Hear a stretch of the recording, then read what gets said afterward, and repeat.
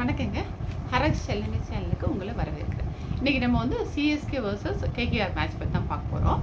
இது நம்ம ஆல்ரெடி வந்து பிளே ஆஃப் போகல, இன்னும் ஒரு 3 மேட்ச் தான் இருந்தது. அப்போ 11 மேட்ச் விளையாண்டுட்டோம். ஸோ இது வந்து பெரிய இன்ட்ரெஸ்ட் இல்லை. இருந்தாலும் நம்ம யங்ஸ்டர்ஸ்லாம் வந்து அடுத்த வருஷம் ஐபிஎல் வச்சு யங்ஸ்டர்ஸ்லாம் சேர்த்துட்ருக்குறாங்க.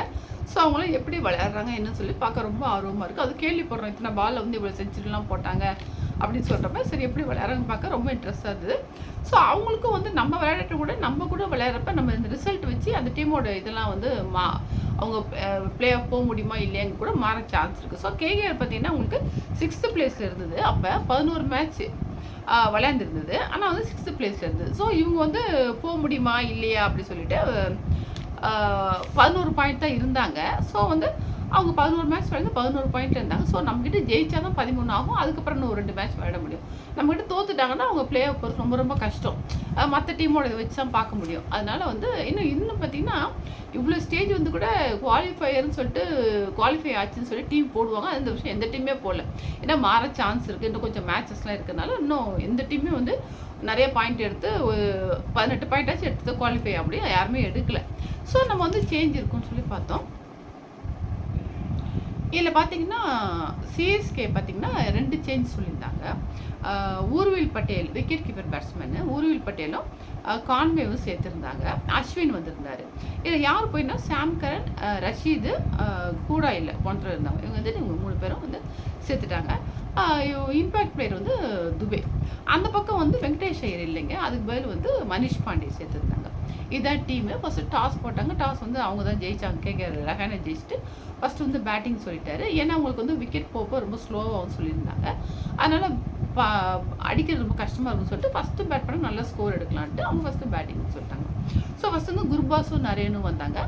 அதில் வந்து ஃபஸ்ட்டே வந்து கம்போஜ் பாலில் வந்து கொஞ்சம் அடிக்க ஆரம்பித்தாங்க. இப்போ கம்போஜ் பாலில் வந்து குர்பாஸ் அவுட் ஆகிட்டார்.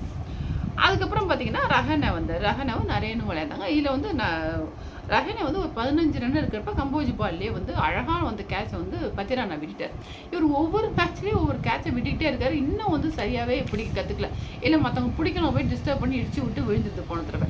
ஸோ அவர் இன்னும் கொஞ்சம் நல்லாவே கேட்ச் பிடிக்க கற்றுக்கணும். சுத்தமாக வந்து கேட்ச் ஒவ்வொருத்தரையும் விடுறாருங்க. எப்பயாவது விட்டால் கூட பரவாயில்ல, ஒவ்வொருத்தரையும் வந்து கேட்ச் மாதிரி விட்டுட்டு இருக்கிறாரு. அது மாதிரி அதில் கொஞ்சம் வந்து லைஃப் கிடச்சிது. ரஹானே கிடச்சிட்டு அதுக்கப்புறம் கொஞ்சம் அடிக்க ஆரம்பிச்சார். ஸோ இப்போ எல்லாம் 15 ரன்லேயே இன்னும் கொஞ்சம் ரன் கம்மியாக இருக்கும். அவர் வந்து விளையாட ஆரம்பிச்சார். அதுக்கப்புறம் வந்து அஸ்வினை வந்து பவர் பிளேலேயே கொடுத்துட்டாங்க. ஆனால் அவர் பெருசாக விக்கெட் எடுக்கல. ஃபஸ்ட்டு வந்தோடனே ஒரு பால் அடித்தாங்க. அதுக்கப்புறம் 2nd 3rd ஓவரில் கொஞ்சம் கண்ட்ரோல்டாக போட்டார் அவர். ஆனால் விக்கெட் எடுக்கல. ரன் ரேட் பரவாயில்ல, கொஞ்சம் எக்கானமி ரேட் வந்து 6.6 தான் கொடுத்துருந்தார்.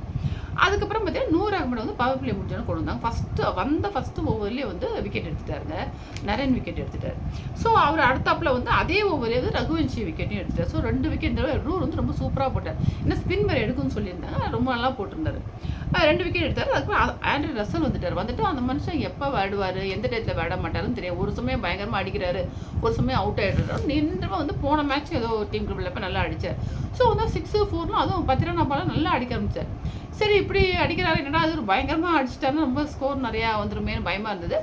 அப்படி இருக்கிற சமயத்தில் அதை வந்து 38 ரன் எடுக்கிறப்ப 100 அகமட் வந்து அவர் விக்கெட்டை வந்து எடுத்துட்டார். அவ்வாடா ஒரு அவுட் ஆகிட்டே இருந்தது. அதுக்கப்புறம் இன்னொரு வந்து ரிங்கு சிங், அவர் ஒரு அதிரடி பிளேயர், பின்னாடி வருவார், வந்து கண்ணாபண்ணா நடிப்பார் அவர். ஸோ அதுவும் வந்து பயமாக தான் இருந்தது.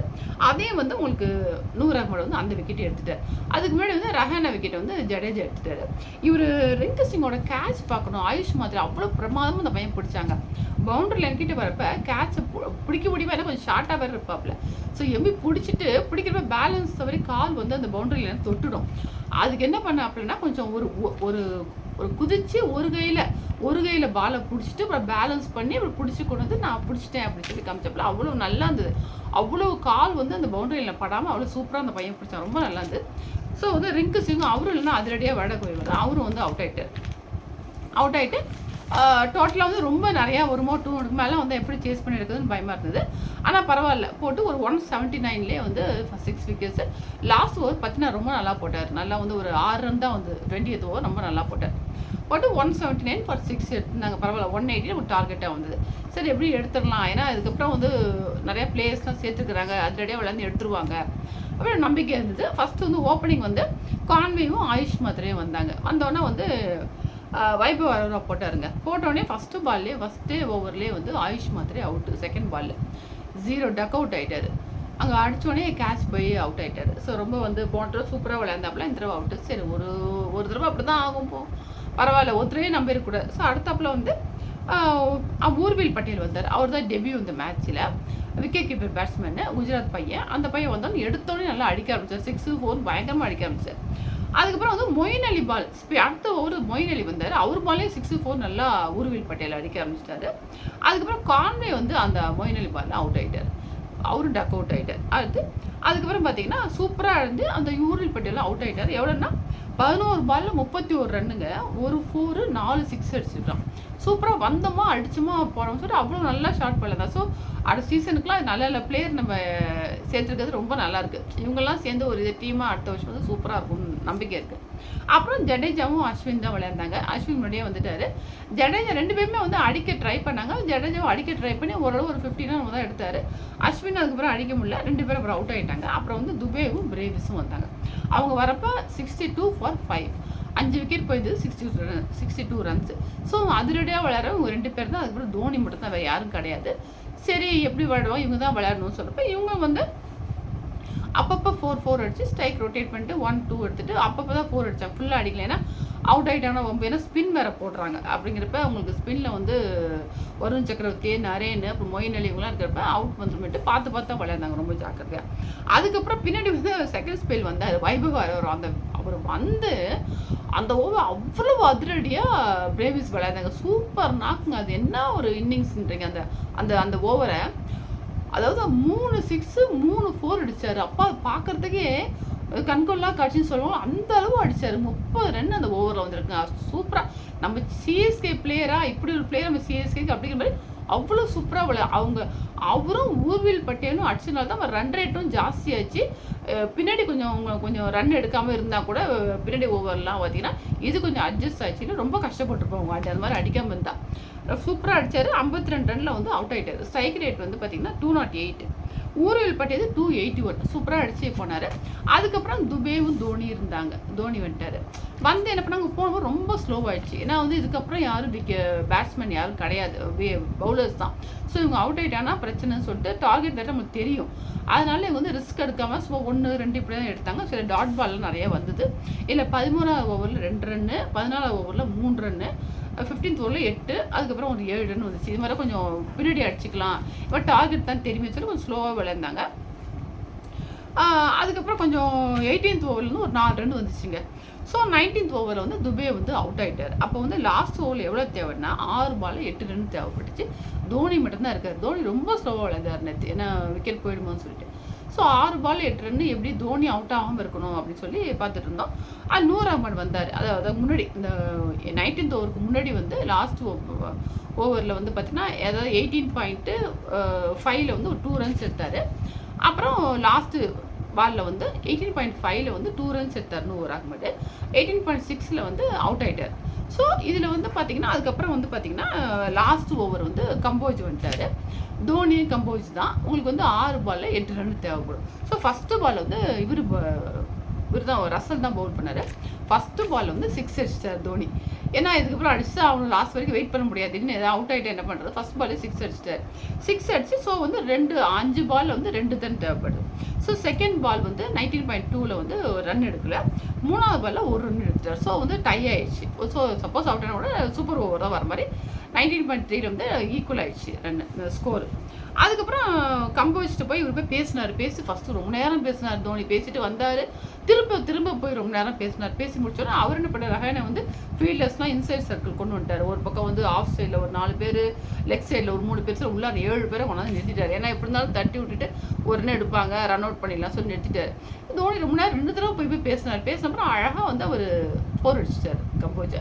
எதிர்பார்க்கவே இல்லைங்க, 4 அடித்து வின் பண்ணிட்டோம். நம்ம ரொம்ப நல்லா இருந்தது. இது என்னென்னா நம்ம வந்து பிளே ஆஃப் போட்டு கூட அதை கூட மறந்துட்டோம். நம்ம இவ்வளோ அற்புதமாக விளையாடுறாங்களோ, அவங்க விளையாடுறத பார்த்து அவ்வளோ சந்தோஷமாக இருந்து சரி முன்னாடியே விளையாண்டுருக்கலாமே சொல்லி பரவாயில்ல, அடுத்த வருஷத்துக்காச்சும் வந்து நம்ம ஒரு நல்லா தூள் கலப்பிடுவாங்க மாதிரி தான் இருந்தது. அவ்வளோ நல்லா இருந்தது எல்லாமே. பாருங்கள், போன தடவை அந்த பையன் எடுத்தான். ஸோ ஒருத்தரையும் நம்பி இல்லை, பழையபடி அவன் ஆயுஷ் மாத்திரை எடுத்தான் போன தடவை. இந்த தடவை வந்து அந்த பையன் அவுட் ஆனாலும் இங்கே பிரேவிஸ் இருந்தார், இந்த ஊர்வில் பட்டேல் 2 பேரும் எடுத்தாங்க. அப்புறம் தோனி துபே கொஞ்சம் எடுத்தார். ஸோ இது மாதிரி ஒரு டீம் ஒர்க்காக இருந்தது, நல்லா இருந்தது. பவுலிங்கும் கொஞ்சம் நல்லா இம்ப்ரூவ் பண்ணி நல்லா போட்டிருக்காங்க. ஸோ வந்து சூப்பராக இருந்துங்க. இதில் மேன் ஆஃப் த மேட்ச் வந்து நூர் அகமது தான் வாங்கினார். அவ்வளோ நல்லா இருந்தது மேட்ச்சு.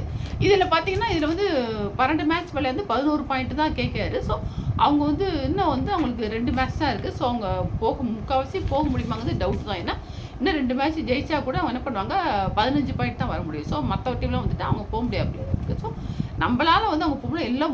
எல்லாரும் முகமே அவ்வளோ டல்லாக இருந்தது, ஒரு செல்ஃபே இல்லை. ஐயோ மேட்ச் விட்டுட்டோமே அப்படிங்கிற மாதிரி இருந்தது. அவ்வளோ சூப்பராக விளையாண்டோம், நம்ம நல்லா இருந்தது. ஸோ நெக்ஸ்ட்டு இப்போ தோனிலாம் சொல்கிற மாதிரி இந்த வருஷம் இல்லாமல் அடுத்த வருஷத்துக்காக டீம் ரெடி பண்ண ஆரம்பிச்சிட்டோம். இது மாதிரி நம்ம எங்கேயுமே பார்க்கல. ஒரு டீம் விளையாடுறது சரியில்லைன்னா அதிலே இருக்கவங்களையும் மாற்றி விளையாட வைப்பாங்க. ஆனால் இது மாதிரி சில பேருக்கு அடிபட்டிருக்கு வரலன்னா புதுசாக பசங்களை தேடி ஸ்கவுட்டிங்லேருந்து எடுத்து அந்த பசங்களை ட்ரையல் பார்த்து அந்த பசங்களை சேர்த்து இவ்வளோ ஈஸியாக சீக்கிரம் சான்ஸ் கொடுப்பாங்கிறது ஃபஸ்ட்டு இப்போ தான் நம்ம பார்க்குறோம். ரொம்ப அதே அவங்க எதிர்பார்ப்பு வந்து ஏமாறாமல் அவ்வளோ நல்லா வந்து ஏமாற்றாமல் அந்த பசங்களும் நல்லா விளையாண்டாங்க. ஸோ இவங்க வந்து அவங்க எப்படி அவங்க மனநிலைமை இருக்குது, அவங்க அடிக்கிறத விட எப்படி அவங்க மனநிலைமை இருக்குது, எவ்வளோ கான்ஃபிடென்ட்டாக விளையாடுறாங்க, அதை தான் ரொம்ப பார்க்குறாங்க நம்ம சிஎஸ்கே டீம். ஸோ இது மாதிரி விளையாண்டுருக்குறாங்க. ஸோ இன்னும் 2 மேட்ச் இருக்குது. 2 மேட்ச் இப்போ வந்து நம்ம 6 பாயிண்ட் வந்துட்டு 2 மேட்ச்சும் ஜெயிச்சா கூட 10 பாயிண்ட் வந்துடலாம். பயமே கிடையாது. நம்ம வந்து இதெல்லாம் வந்து நெக்ஸ்ட் இயருக்கு நம்ம ப்ரிப்பேர் பண்ணிகிட்ருக்கோம், அவ்வளோதான். ஸோ நம்மளால் வந்து கேகேஆர் வந்து போக முடியுமான்னு டவுட்டு தான். இது ஒன்று தாங்க, இதுதான் வந்து இது. அப்புறம் தோனிகிட்டையும் நெக்ஸ்ட் டைம் வந்து நீங்கள் விளையாடுவீங்களா நெக்ஸ்ட் இயர் அப்படின்னு கேட்டிருக்காரு. அவர் என்ன சொன்னார், நம்ம இன்னும் ஒரு 6 மாதம் 8 மாதம் வரைக்கும் போய் தான் எனக்கு உடம்பு எப்படி ஒத்துழைக்குதா என்ன சொல்லி முடிவு பண்ணுவேன். ஸோ அப்போ தான் சொல்லுவேன் அப்படின்னு சொல்லிட்டாரு. ஸோ இது வந்து இந்த பசங்கள்லாம் வந்து சிஎஸ்கே கொண்டு வந்து அற்புதமாக விளையாண்டு இதோட நிறுத்தாமல் ரொம்ப நல்லா விளையாண்டு இந்தியன் டீம்லேயும் சேர்ந்து நம்ம அவங்க விளையாண்டாங்கன்னா நம்ம சிஎஸ்கே டீமுக்கு பெருமை. நம்ம இந்தியன் டீமும் நல்லா வந்து யங்ஸ்டர்ஸ் வச்சு நல்லா விளையாண்டு வின் பண்ணுவாங்க. எல்லாமே அடுத்தப்பில் T20 வருது, ODI எல்லாம் வருது. இவங்களும் அற்புதமாக விளையாண்டு பின்னாடி வந்து இவங்களுக்கு வந்து நம்ம இந்தியன் டீமில் இடம் கிடைக்கணும்னு நம்ம வந்து விஷ் பண்ணலாம். அவ்வளோதாங்க. அன்னைக்கு ரொம்ப நல்லா இருந்தது மேட்ச்சு. சில இவங்களாம் விளையாடுறது பக்கச்சு நம்ம பிளே ஆஃப் போலையே அப்படிங்கிற அந்த கவலையெல்லாம் நம்மளுக்கு மறந்துட்டு இவங்க விளையாடுறது அவ்வளோ சந்தோஷமாக பார்த்தேன். நானும் அப்படி தான் பார்த்தேன். நான் பரவாயில்ல நெக்ஸ்ட் இயர் மனசில் வச்சுக்கிட்டு போனால் போகுது. ஆனால் இந்த அளவாச்சும் அவங்க டீமை மாற்றிருக்காங்களே ஒரு சந்தோஷம். அவ்வளோதாங்க. ரொம்ப அருமையாக இருந்தது மேட்ச் நேற்று. லாஸ்ட் வரைக்கும் கொண்டு போய் 2 விக்கெட்டில் வந்து நம்ம வின் பண்ணியிருக்கோம்.